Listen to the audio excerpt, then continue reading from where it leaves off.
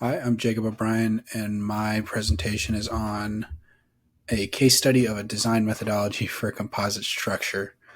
These authors developed a design methodology in a previous paper, and now in this paper they are testing the efficacy of that design methodology with specifically a low-speed wind turbine. The title of the paper is Design Methodology for Composite Structures, a Small Low Airspeed Wind Turbine Blade Case Study. And this is paired with their previous paper just titled Design Methodology for Composite Structures. In the previous paper, they developed the methodology, and in this paper, they're specifically performing a case study. This was originally published in Materials and Design, volume 36 in 2012, and it was on pages 296 through 305. This is a case study for design methods and material choice, specifically for composite materials, and it answers what the efficacy of a specific design method in a real case study is for the methodology they came up with. So on the right, you can see a chart of the methodology they used. They used a combination of FEA or finite element analysis and a CES engine to determine the best design and the best material to use. Material performance was compared by cost, mass, and results of the FEA studies regarding specifically deflection and failure index, more specifically even ply failure. The authors surveyed 32 papers regarding design optimization for composite materials before performing the case study. So you can see they have the design brief and they define the problem, and then they calculate all the possible combinations. They then use those combinations or analyze those combinations using finite element analysis. And there's a little bit of looping to make sure everything is done well.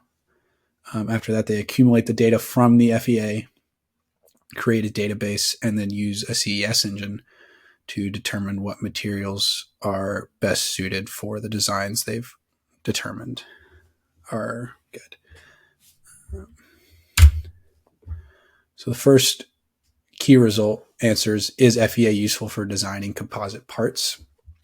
And clearly FEA is a very useful tool just in all engineering, but FEA is specifically useful for composites. This is because composites are wildly complex, and the typical isotropic nature of composites means that the design is just far more complex than just normal designing parts for metal, essentially. Due to the isotropic nature, you have to determine the direction that you need the fibers in, as well as determining if layers are always parallel with each other or if they are offset from each other, whereas maybe one layer is 0 degrees offset where another layer is 45 degrees and the third layer is 90. There's just a far more significant amount of variables to consider with composites. Due to the relatively low cost and fairly high speed of FEA, composites are very well suited for using FEA, as FEA allows thousands and thousands of different variables to be analyzed without any material cost at all. So on the left, you can see in group 1 is just the 5 different patches that support the wind turbine blade. And then all the way throughout group 2, 3, and 4, it shows all the variables all the variations possible just with different support patches inside the blade. On the right, you can see a comparison of mass and failure index being, or 100% failure index being when ply failure occurs with the composite parts at normal working conditions. And this is striking just due to the sheer amount of FEA they completed. They completed over 14,000 finite element analysis just due to having 3 different materials, being a glass fiber, a glass shell with a carbon support patch, and then a carbon shell with a carbon support patch. And so FEA was incredibly useful for just pumping out just quick and cheap analysis.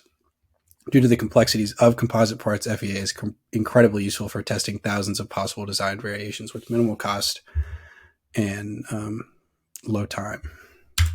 The second result answers the question, are material databases such as CES still useful with composite material choice?